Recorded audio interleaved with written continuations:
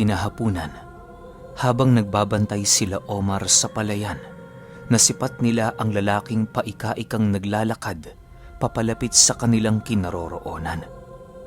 Tulala ito na parabang nagdanas yon ng pagmamaltrato sa ilang araw niyang pananatili sa kanilang tahanan. Dahil sa nakita nila Omar, agad naman nilang nilapitan ang lalaki para ito'y kausapin. "Oh, Manong, anong nangyari sa inyo?" tanong ni Omar sa lalaki. Nang marinig naman ng lalaki ang kanyang sinabi, tumingin lang naman ito sa kanya habang nananatiling walang imik. Bagaman hindi nagsasalita ang lalaking yon, alam nilang meron ditong nangyaring kakaiba. Maya-maya pa, bigla naman itong humagulgol sa pag-iyak habang inilalahad sa magtsuhin ang nangyari sa kanyang pamilya. Ayon sa lalaking yon, kinuha ng tauhan ni Estacio ang kanyang bunsong anak bilang kabayaran at kasiguraduhan na gagawin niya ang ipinag-uutos nito. Wala naman noong magawa ang lalaki sa kadahilan ng masyadong makapangyarihan ang taong kanyang pinagkakautangan. Sa pagpapatuloy ng kanilang pag-uusap, doon napag-alaman nila Omar na nabigyan na pala ito ng ilang araw na palugit para makuha ang isang binhi ng palay sa lugar na yon. Dahil sa kanilang mga nalaman, ninais nilang isagawa na ang kanilang plano, mailigtas lamang ang pamilya nito. Sa pagsapit ng takip silim, muli nilang kinausap si Ginoong Lito ukol sa kanilang planong gagawin. Nangako naman sila noong hindi ito madadamay sa anumang gulo, gawa ng pansamantala nilang kakalasin ang kanilang koneksyon sa among pinagsisilbihan ni Omar. Matapos ang kanilang pag-uusap, agad din naman nilang binagtas ang daan patungo sa tahanan ng lalaki. Habang nasa kasagsagan sila ng paglalakad, doon inilahad sa kanila ng lalaking yon ang tungkol sa kakaibang gwardya ni Estacio na nagbabantay sa kanila. Ayon sa lalaki, na halos sa mga nagdaang araw, patuloy itong nananatiling nakatayo sa labas ng kanilang bakuran. Noong una, ayos lang sa kanya, pero noong sumapit na ang pangalawang araw na hindi ito gumagalaw, doon na siya nagduda. Ang labis pa noong ipinagtataka ng lalaki, tila ba hindi nakakaramdam na labis na pagkagutom ang mga gwardya ni Estacio. Kapag hindi bumabalik sa kanilang pamamahay ang amo nito, hindi pa nito maiisipang gumalaw o kumain man lang ng kakarampot na pagkain. Dagdag pa ng lalaking tinutulungan nila Omar, napakabaho na din sa kanilang lugar dahil sa napakalansang amoy ng mga gwardya nitong nagbabantay. Kung saan-saan lang din ito umiihi na parabang nais talaga nilang pahirapan ang pamilya ng lalaki. Matapos marinig nila Omar ang bagay na yon, hindi nila maiwasang kagalitan ang pagmamalupit ni Estacio at ng kanyang grupo. Sa pagsilay nila sa baryong pinanananahan ng lalaki, sinabihan nila itong humiwalay sa kanila upang magawa nilang makalapit sa baryo ng hindi nakikita. Bago sila tuluyang maghiwa-hiwalay, itinuro ng lalaking yon ang eksaktong kinaroroonan ng kanilang bahay para naman kahit papaano hindi maligaw ang grupo nila Omar. Ilang minuto pa ang lumipas, pasimple na nga silang pumasok sa baryo sa pamamagitan ng pagtahak ng entradang daan nito. Doon nila napagpasyahang dumaan, gawa ng mas kaduda-duda para sa mga makakakita sa kanila kung tatahakin nila ang masukal na parte papasok ng baryo. Nang madapo na sila sa looban, agad naman nilang nasipat ang iilang kalalakihan na parabang yon ang nagbabantay sa lugar. Hindi naman ito gaanong pinansin nila Omar sa kadahilan ng hindi ang mga lalaking yon ang kanilang pakay. Pagdaan nila sa harapan nito, bigla naman nilang napansin ang isang lalaking tumayo at mabilisang lumapit sa kanilang kinaroroonan. Mga Ginoo, ano ho ang pakay ninyo? Tanong nito sa kanila. Dahil sa sinabi nito, bigla namang napatitig sila Omar sa bawat isa habang patuloy na pinag-iisipan ang kanilang isasagot. Wala naman ho, Manong. Naglalakad-lakad lang ho kami. Bakit ho? Bawal ho bang dumaan dito sa baryo ninyo? Kalmadong sagot naman ni Balong. Nang marinig ito ng lalaki, ngumiti lang naman ito habang sumasagot ng, Hindi naman ho, nagtatanong lang. Bilin kasi sa amin ni Ginoong Estacio, kausapin ang mga taong nagagawi dito sa baryo. Para na din ho matulungan kayo sa inyong mga pakay. Ganun ho ba? Sige ho, maraming salamat sa tulong pero hindi ho namin yung kailangan. Alam ho namin ang aming pupuntahan. Sagot naman dito ni Balong. Matapos niyang makapagsalita, agad naman nilang ipinagpatuloy ang kanilang naantalang paglalakad upang layuan ang mga bantay ni Estacio. Bagaman nakatalikod na sila sa mga ito, ramdam na ramdam nila ang pangungutya at pagdududa ng mga nagbabantay na para bang mga baliw. Nang hindi na maatim ni Omar ang ganoong karamdaman, pasimple niyang hinarap ang mga lalaking yon at kasabay nito ang pagbungad sa kanyang mga mata ng mga ginagawa nitong pangungutya sa kanila. Nasipat niya ang isa sa mga itong inaambahan sila, nahahatawi ng kahoy sa ulo na siya namang mabilisan nitong binitawan. Dahil sa mga nangyari, pinilit pa rin niyang maging kalmado upang hindi mabulilyaso ang kanilang plano. Mga Ginoo, mukhang hindi naman ho tama ang ginagawa ninyo. Dayuhan ho kami, kaya marapat lang nabigyan nyo kami ng konting respeto. Hindi naman ho namin kayo inaano, kaya bakit nyo ginagawa sa amin yan? Kalmadong tanong ni Omar. Nang marinig naman ito ng mga nagbabantay, nagkibit balikat lamang ang mga ito sa kanilang narinig. Nang mapagtanto ni Omar na hindi niya makakausap ang mga lalaki ng maayos, pinili niyang palagpasin na lamang ang kanyang mga nakita. Sa pagpapatuloy ng kanilang paglalakad, nadapo na nga sila sa daan kung saan nakaharap ang tahanan ng lalaki. Doon niya nasipat ang napakaruming bahay nito na parabang ilang taon nang hindi nalinisan. Ilang minuto pa ang lumipas, doon na nila nasipat ang sinasabing gwardya ni Estacio na nakatayo sa gilid ng bakuran habang dahan-dahang nakatitig sa kanilang kinaroroonan. Meron itong daladalang mga latigo sa kanilang kanang kamay na parabang handang hatawin ang sinuman sa oras na pumasok sa loob ng kanilang pinagbabantayan. Matapos itong masilayan nila Omar, agad din naman nilang binawi ang kanilang paningin at dali-daling naglakad papalayo na parabang walang nakikita. Maya-maya pa, muli nilang nasipat ang paglabas ng lalaki, hudyat ng kanilang paglapit sa tahanan nito. Walang sabi-sabi, agad namang lumapit doon sila Omar nang sa gayoy magawa itong makausap ukol sa kasalukuyang kaganapan. Pagsilay sa kanila noon ng 5 gwardyang nasa loob ng bakuran, agad naman itong gumalaw at nagmadaling tinahak ang daan patungo sa kanilang kinatatayuan. Nang masipat ito ni Omar, pasimple naman niyang siniko ang kanyang tiyuhin nang sa gayoy magawa nitong makita ang kanyang nasisipat. Maya-maya pa, bigla naman silang napatahimik nang masipat nila ang gwardyang nakatayo sa harapan ng lalaki. Dahil sa pangyayaring yon, wala nang nagawa sila Omar kundi ang manatili habang patuloy na pinakikiramdaman ang buong paligid. Maya-maya pa, napasipat naman sila sa gwardya nang marinig nila itong magwika ng, Ano ho ang atin mga Ginoo?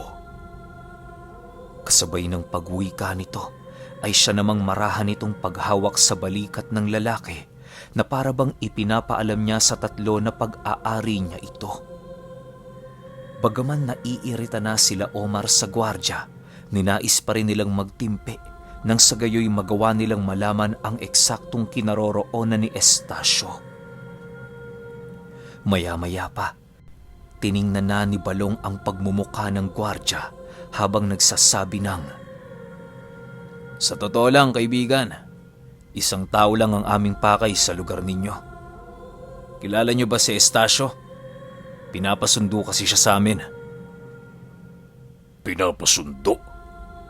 Nino, wala bang sumusundo dito kay Ginoong Estacio? Sabihin mo dyan sa nag-utos sa inyo, kung gusto niya siyang makita, siya ang personal na pumunta rito. Sagot naman ng gwardya. Matapos nitong makapagsalita, agad naman sila nitong nilapitan habang marahang tinataboy sa lugar.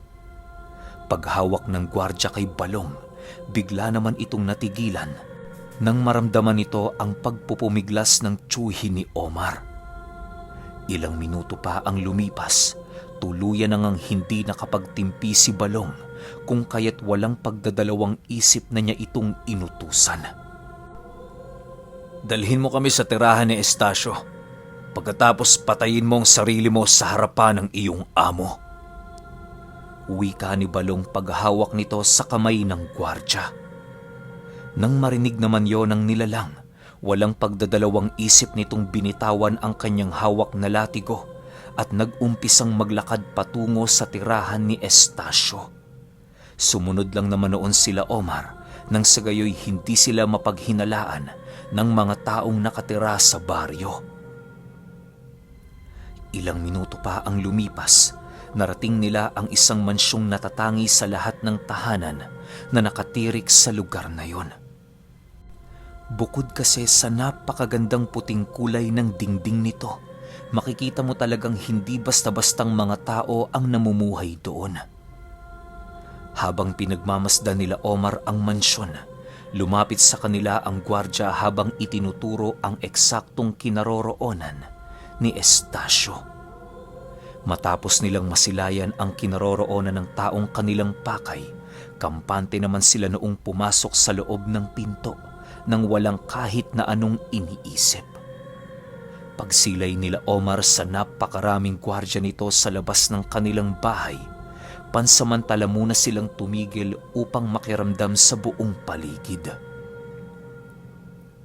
Nang masipat ni Balong ang paglalakad ng iilang mga gwardyang nagbabantay, agad naman siyang nagbigay utos sa nilalang na kanyang alipin. "Kung sino ang unang lumapit sa kanila, yon ang una mong papatayin. Humanda ka." Utos ni Balong sa gwardya na nasa ilalim ng kanyang kapangyarihan. Nang marinig naman ng nilalang ang kanyang sinabi, agad naman yung tumango habang pasimpleng binubunot sa kanyang bewang ang nakasukbit niyang kampit. Paglapit ng isang gwardya sa kanilang kinaroroonan, laking gulat na lamang ng mga nilalang sa paligid nang masipat nilang walang habas na inundayan ng saksak ng kanilang kapwa gwardya ang isa nilang kasama. Dahil sa pangyayaring yon, napilitan ang mga itong pagtulungan ng biktima ni Balong hanggang sa dumating ang puntong nagawa na nila itong maibagsak sa lupa. Kahit anong pagpupumiglas ng gwardya sa kanyang mga kasama, tila ba naging imposible na ito dahil sa dami ng mga nilalang na nakikitulong sa kanya.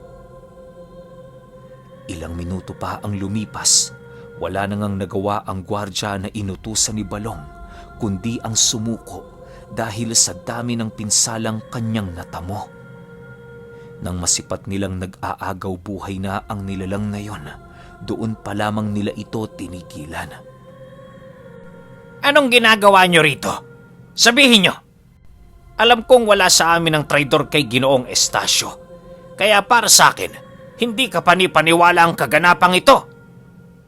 Wika ng isang gwardya habang lumalapit sa kinaroroonan nila Omar.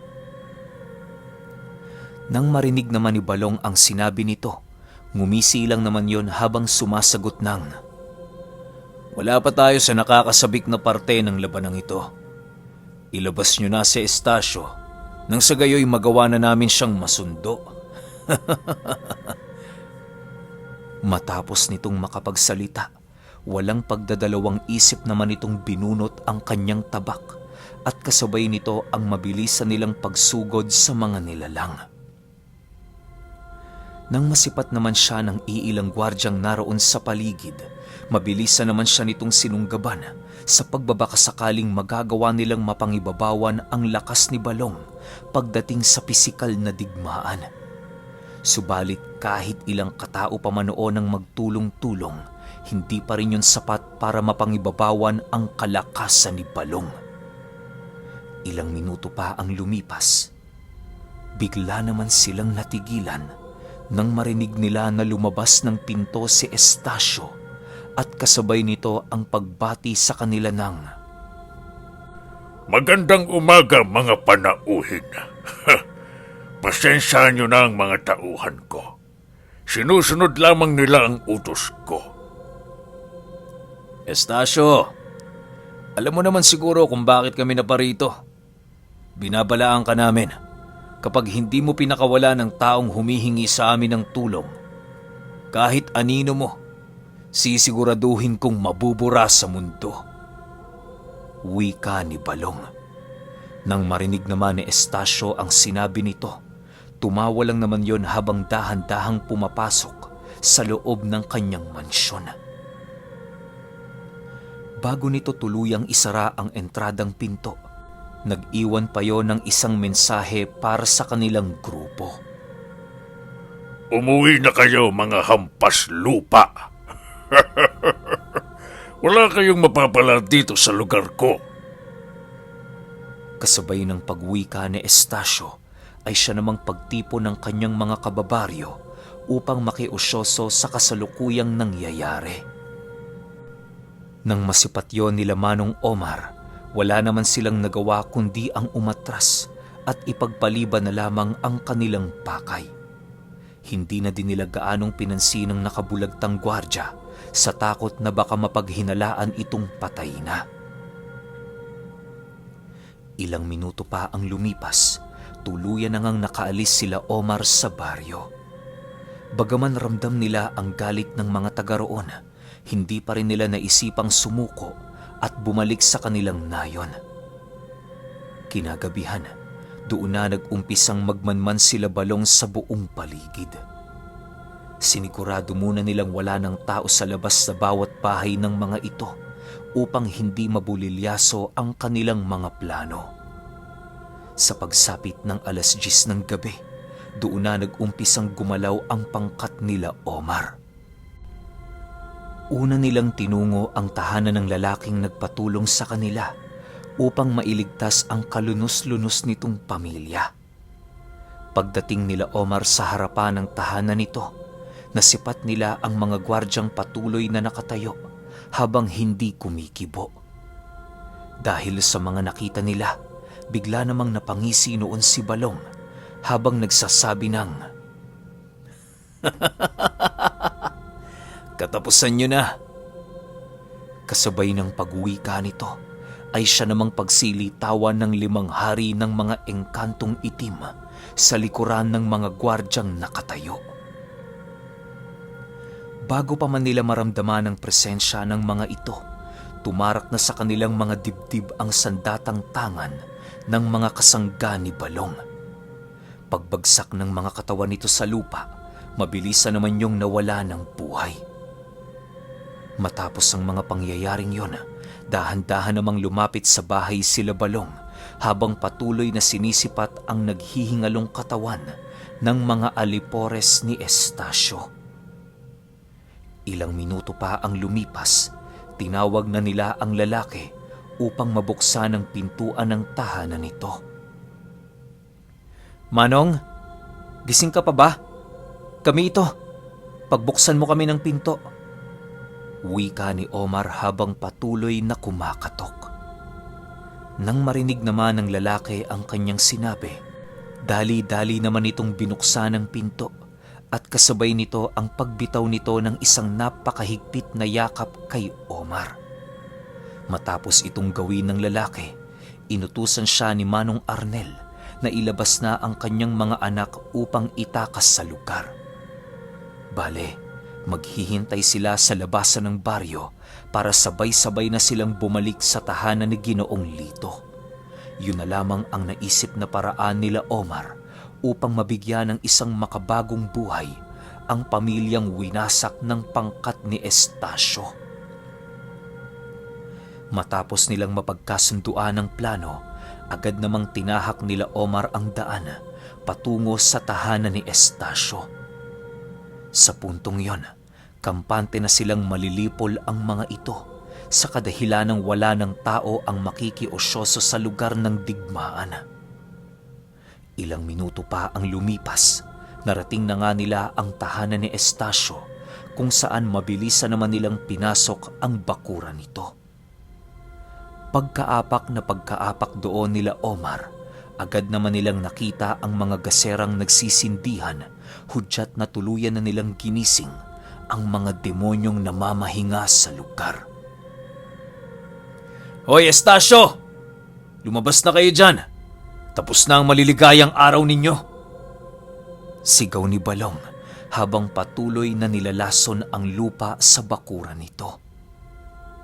Maya-maya pa, bigla naman nilang nasipat ang pagbukas ng isang bintana sa mansyon kung saan agad naman nila doong nakita si Estacio. Pagsilay ni Omar sa lalaking yon, agad naman niyang napansin ang pagtulo ng napakaitim na likido sa buo nitong katawan. Sa pagpapatuloy ng kanyang pagmamasid, tuluyan na nga niyang nakumpirma na si Estacio ay nagbabalat kayo lamang sa wangis ng isang tao. Minuto lang ang lumipas, napaatras naman silang tatlo ng bahagya nang masipat nila ang pagtalon ni Estacio sa bintanang kanyang kinaroroonan. Paglagpak nito sa kanilang harapan, mabilisan naman itong tinubuan ng malalapad na pakpak sa kanyang likuran. Sinabayan din yon ng pagkalusaw ng kanyang kayumangging balat na siya namang napalitan ng itim na mga buhok at malalupang katawan. Pagtitig ni Estacio sa pangkat ni Omar, agad naman itong nag-angil habang nagsasabi ng, Nagkamali kayo ng ginambala, mga tao! Kasabay ng pagwika nito ay siya namang paglitaw ng iilan nitong gwardya na nakaupo sa madilim na bahagi ng kanyang mansyon. Matapos naman itong masilayan nila Omar, patuloy pa rin nilang pinapanatili ang pagiging kalmado ng kanilang isipan sa kabila ng mga demonyong kanilang nasisilayan. Ilang minuto pa ang lumipas, laking gulat na lamang ng mga nilalang na naroon nang bigla nilang masipat si Estacio na tumilapon. Pagsilay nila sa dating kinatatayuan nito, doon nila nasipat ang ama ni Omar na panayang pagpahid ng kanyang damit sa kanyang kamao. Oh, bakit? Anong tinitingin-tingin ninyo? Nandoon ang amo ninyo? Wika ni Manong Arnel habang tinuturo ang tumatayong si Estacio. Matapos naman itong marinig ng mga nilalang, walang pagdadalawang isip naman siya nitong sinunggaban. Nang masipat yun ni Omar, agad naman niyang tinulungan ng kanyang ama sa pamamagitan ng pagsapak sa mga gwardyang patuloy na lumulusob sa kinaroroonan nito. Habang abalang-abala noon ang mag-ama sa pakikipaglaban sa mga gwardya, napagpasyahan ni Balong na maupo habang nagsisindi ng kanyang tabako. Pagsilay niyang nakatayo na noon si Estacio, agad naman niyang inutusan ang 5 hari ng mga engkanto upang ito'y dakpin at dalhin sa kanyang harapan. Pagkautos na pagkautos niya sa mga ito, segundo lang naman noon ang naging pagitan nang lumitaw sa kanyang harapan si Estaciong kakatayo pa lamang. Paano kung napunta rito? Tanong ni Estacio kay Balong. Maupo ka na muna dyan. Huwag kang gumalaw. Madaling uminit ang mga ulo ng mga engkantong nasa likuran mo. Ikaw din. Baka kung ano mangyari sa'yo. Sagot naman dito ni Balong. Nang marinig ni Estacio ang kanyang sinabi, bigla naman itong napatahimik habang dahan-dahang nililingon ang mga matitikas na engkantong naghihintay ng utos ng isang higlikas. Matapos niyang makumpirmang totoo nga ang sinabi ni Balong, wala na siyang nagawa kundi ang makinig sa anumang bagay na sasabihin nito. Alam mo, Estacio, hindi mo dapat ginagamit ang kapangyarihan mo para mang-apak ng tao. Pakatandaan mo, hindi lahat ng nilalang sa mundo kaya mong pangibabawan. Malas mo na lang talaga dahil kami ang nalapitan ng lalaking pinapakuha mo ng mutya ng palay. Ngayon tatanungin kita, ano ba ang kailangan mo sa mutya na yon? Matapos itong marinig ni Estacio, bigla naman itong napayuko habang sumasagot ng, Hindi ko kagustuhang makuha ang mutya ng palay. May mga demonyong nag-uutos sa aking kuhain ito para maging karapat-dapat ako sa kanilang samahan. Wala akong magagawa sapagkat yun lang ang tanging paraan upang mapabilang ako sa kanila. Nang marinig ni Balong ang sinabi nito, bigla naman niyang inundaya ng saksak sa balikat si Estacio na parabang hindi niya nagustuhan ang sinabi nito. Pagtagos ng kanyang kampit sa katawan ng nilalang, bigla naman itong nagsisisigaw ng napakalakas dahil sa hindi maipaliwanag na sakit ng kanyang katawan. Habang nakasubasob sa lupa noon si Estacio, bigla namang nasipat ni Balong ang paglapit ng iilang gwardya nito na siya namang sinalubong ng kanyang mga kasanggang engkanto. Matapos itong masilayan ni Balong, mabilisan naman niyang dinampot si Estacio at dali-daling kinaladkad patungo sa kinaroroonan nila Omar. Nang masipat naman siya ng mag-ama, agad naman siya nitong nilapitan habang patuloy na nakikipaglaban. Sa pagpapatuloy ng kwento, ibubunyag na ni Estacio ang samahang kanyang nais kaaniban. Okay, kanino kaya gustong sumanib neto ni Estacio? Ako meron na akong idea eh. Malamang alam nyo na rin kung kanino niya gustong sumanib. Pero para masagot yung mga katanungan natin, isusunod ko kagad yung 23. Yun lang. Salamat.